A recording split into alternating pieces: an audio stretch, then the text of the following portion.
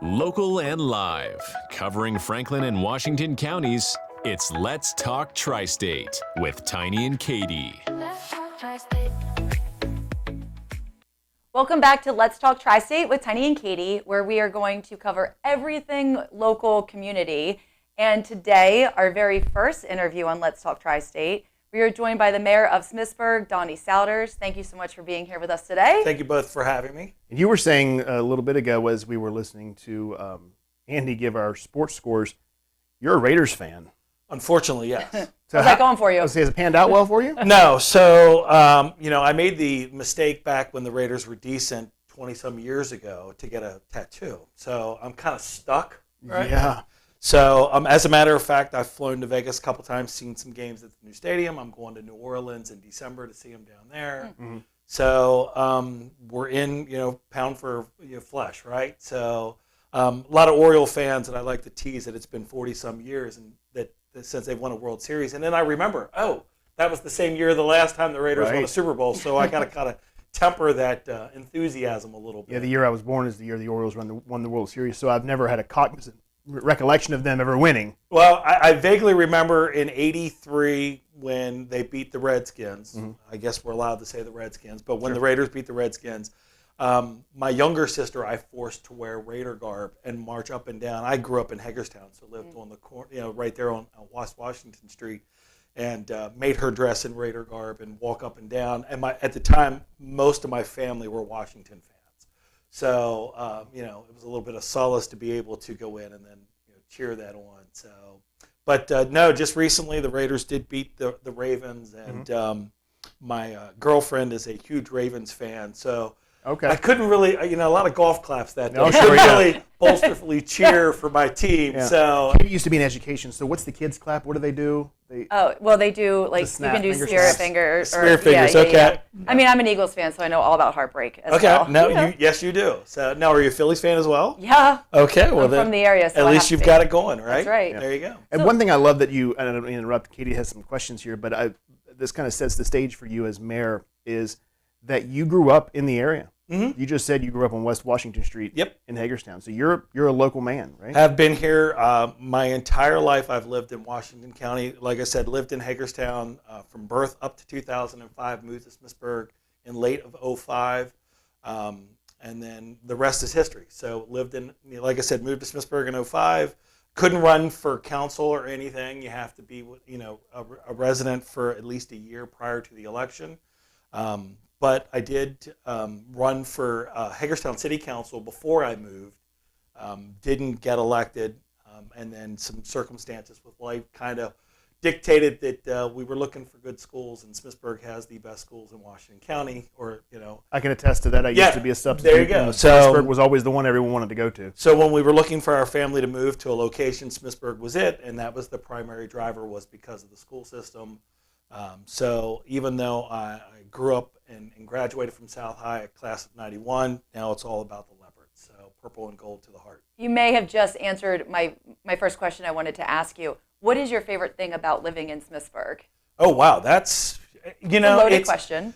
Well, the great thing about living in Washington County, and then to that degree of Smithsburg, is whether you're living in the city of Hagerstown or whether it's Smithsburg, it's a small knit community. So, we're one of the small communities that have, and we went through this when we sent over the information as far as all the activities that we have going on throughout Smithsburg. That would be the big key, right? So we moved there in '05 because of our family and the schools, and now it's a matter of, with all the activities we do, the closeness of the town, it's purple and gold pride runneth through, and you really get a sense of that in everything that we do. Our community has seen tragedy, and we've rallied around that tragedy. Mm-hmm. We grew stronger out of that tragedy, and we continue, as we talked about some of the improvements and things I'm sure we'll get into later. Those are the things that keep you here, and the things that you want to continue to see grow, especially in this role, but even as just a resident of the town. You want to see that growth. You want to see the amenities added. But no, Smithsburg is probably the best small town in America, and I'm sure every mayor that you would have come in would say the same thing about their town. But yes, And if you can't tell by my enthusiasm, I always view this role as the cheerleader in chief, right? To go out and promote what's good. And we do. We have one of the best staffs. We have some of the best schools. We have some of the best citizens. So it's a great small town. You referenced some of the upcoming events that are going to be happening in Smithsburg. Could you tell us a little bit about the fall cleanup party and maybe also the Halloween party? So, let me talk about a few things from the past first, if that's okay. Of course. We just did, we just had Steam and Craft, which is not a town-sponsored event, but it's a sponsored event through the Athletic Association. It's the largest event in Smithsburg. They have thousands come in, the largest tractor parade. Those events, it just celebrated its 50th year. And then the week before that, the town of Smithsburg and our Economic Development Commission, in partnership with our police department, conducted our third in the burg, which was a cinnamon bun fun run. So this is the third year that we've done it. Okay. You run and then have us look Tiny automatically. Yeah, you got it. So there's a 5K and a 1K. I typically do the 1K fun walk. What about the OK? I'm in. Yes, exactly. Because everyone that participates at the end, we end up starting at the elementary school or in the park, depending upon 5K or 1K. We end at Hadley Farms Bakery, which makes cinnamon rolls. So if you've never traveled through Smithsburg, and you get an opportunity to go when they're doing the line, it has this just smell of cinnamon rolls. How have I never heard of this? Yes. Now this is really your favorite thing about Smithsburg. It's funny because a few weeks ago we had some state representatives up because we're looking to get into the Maryland Main Street program, and we were talking about this very thing about every once in a while you'll get this great smell of cinnamon come through the town, and wouldn't you know it, it just happened to be the time that they were doing a run. So I said, look, I didn't call anyone, I didn't ask any favors, but yeah, when you get that smell of like a hometown kitchen, it really exemplifies some of the other reasons why you want to live in Smithsburg. But the great thing with our fun run is all of the proceeds go to our Shop with a Cop program. So last year we were able to take 40 kids from our community. They're provided about $300 to go shopping. The caveat is they have to buy hats, gloves, a coat, and shoes, and then anything after that they can spend on themselves or a family member for Christmas. Love those programs. Yeah, so this year we had 239, I believe, participants. So all of those donations, we've got, like I said, our Economic Development Commission works great with Chief Marker, who's our police chief in Smithsburg, to go solicit donations, to advertise, to get that in. So we're looking to be able, A, to add more families to that, and B, have a little more money in their pocket or the activity for them to spend. If I remember correctly, years ago, and Donnie, you'd be the person that would know this, Smithsburg school system has always been top-notch, at least I would say, for the last 20, 25 years. But you mentioned you had almost 250 families that benefited from the Shop with the Cop program. About 40. Oh, so okay. 40 kids, so 40 families here or there. Okay. Yeah, so, I just wanted to, so, I mean, we do have a great community. I don't know where you were going. You had 240 people who just participated and helped in the out. Run. Okay. Yes, yeah, 240 that participated in the run. And that was a huge swath, not just from Smithsburg, but from across Washington County as well. Okay, what I was going to say was, is Smithsburg also economically and financially was more of an affluent community? And so it has surprised me when I thought that it was that many children. But I was going to say, one thing I do know as well is Smithsburg is continually growing. It is. So you referenced 25, 30 years ago. Of course, that's where the advent of Whispering Hills came in. We've just completed the construction on Mountain Shadows, which added another 52 homes. We've got a roughly 70-acre parcel that is scheduled to be designed and developed over the next probably 5 to 10 years. That's going to even add more to that growth. So we're seeing a lot of growth, and just like every community, even though we may be on the higher end of medium income, we're a younger demographic. Our typical family is 35 to 40 years old. Housing cost, like everywhere else in Washington County, is creeping up. So it's becoming tough, a little more difficult to afford a home. And then there's always the residual cost that no one really thinks of. So while we did have 40 kids participate, we worked very closely with the school system to identify those families. They share the leads for us to actually reach out, because a lot of it is an invisible issue or that faces a lot of communities because you don't necessarily see it all the time. Yeah. So, but the great thing is, like I said, our community rallies around. We support. We love to do these kind of things. And for anyone that either has lived in Smithsburg or is thinking about living in Smithsburg, as I go back to the opening stanza when we talked at the beginning, we are a community that cares about each other. And like I said, whether it's been tragedy or through just growth and development, we're there to be there and help as much as we can. Mm-hmm. And what are we, as we're getting into the holiday months here, what are some things that we can expect to see in Smithsburg? Well, great. We'll pivot back to that. I know we kind of went back to the past, but you had mentioned, we will have our community fall pickup this weekend. That is typically for in-town residents only. We'll set up containers and people can bring their, household goods that they want to throw out from their fall cleaning. Next weekend will be our final third in the Berg event. So our Economic Development Commission has put those together where the third Saturday of every month, it was from April until October, we'll do these events throughout town. So this one will happen to be on Water Street. We'll shut down the block. We have the fabulous Hubcaps coming in to perform. So they'll be there from 1 to 4 with a DJ from 4 to 6. So there'll be a beer garden set up. So there'll be a whole party atmosphere downtown.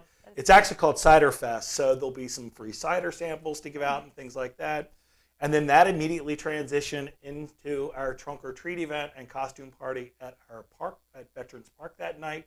So again, it's a full family-filled activity of, we've got the adult and kid activity during the downtown day hours, and then we'll transition that into the more kid-friendly trunk or treat and costume party that evening at Veterans Park. The trunk or treat events have just become huge. There's we've been part of trunk or treat events for years, so it's not, the concept isn't new, but it seems like COVID really caused those to almost be a forced, if you want to do anything, well, this is the way that we have to do it. But they've stuck around, and I think it's one of the better residual effects of COVID is that because so many of them happen, and all you do is you kind of it's almost like a craft fair where I want a vendor space, or I want to park my car and open up the back, and we're gonna just hand out candy.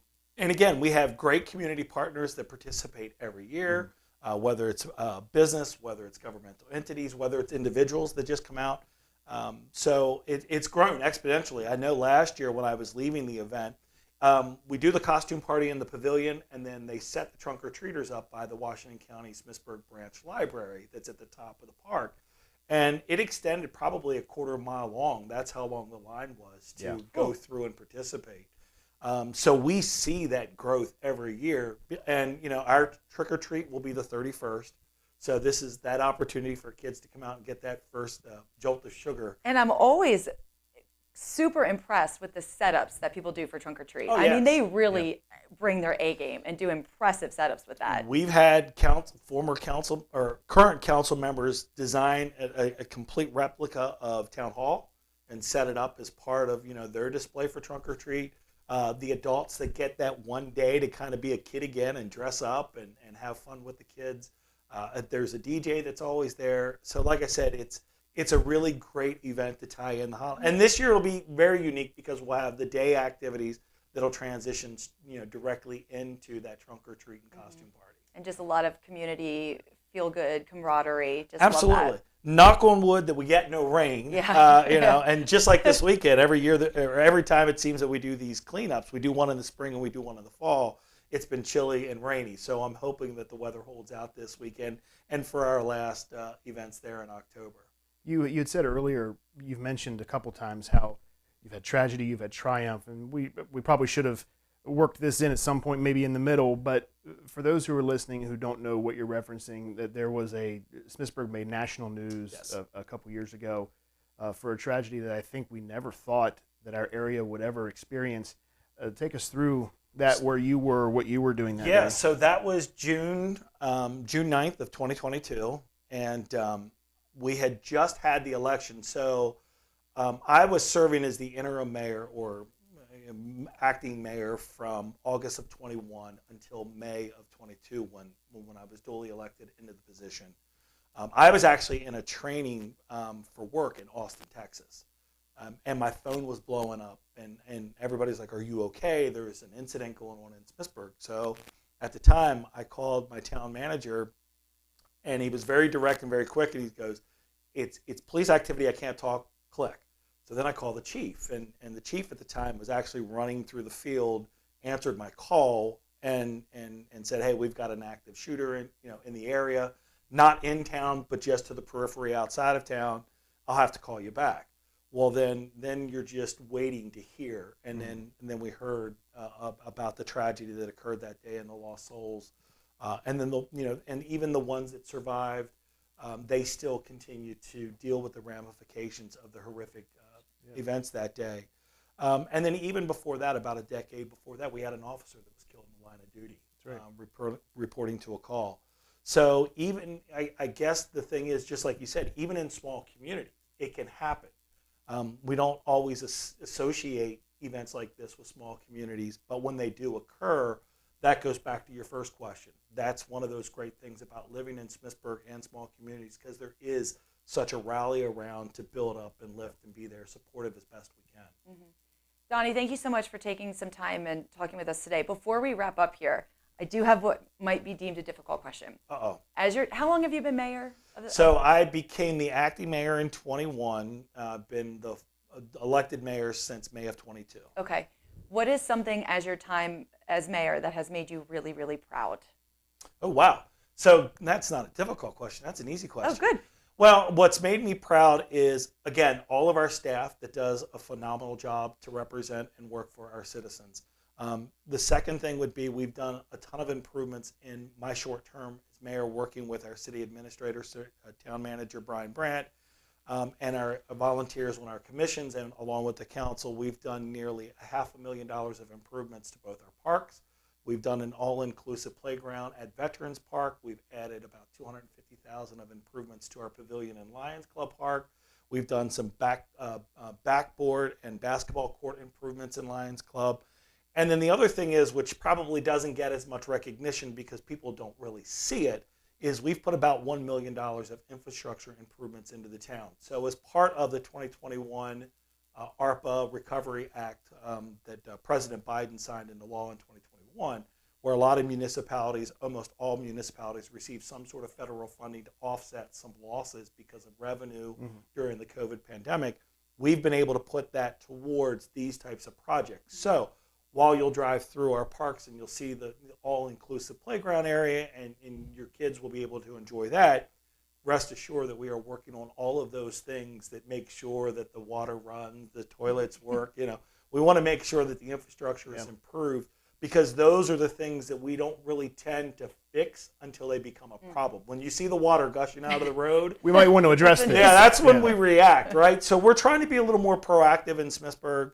And those are the things. And then just from another side real quick is just to see the community. We just had homecoming parade. We just had our Steam and Craft parade. Unfortunately, I wasn't at our Steam and Craft parade. It was my son's first weekend, parent weekend in college. So I was there. But just the amount of people that come out. And I keep talking about that leopard, purple and gold pride. It's everywhere. So those are the things that bring the smile to your face when you do this job. Yeah. We've been talking with Donnie Souders, who is the mayor of Smithsburg. Thank you so much for being here on Let's Talk Tri-State. If you'd like to be featured on an upcoming episode of Let's Talk Tri-State, call 717-597-9200 or email letstalk@921thegoat.com.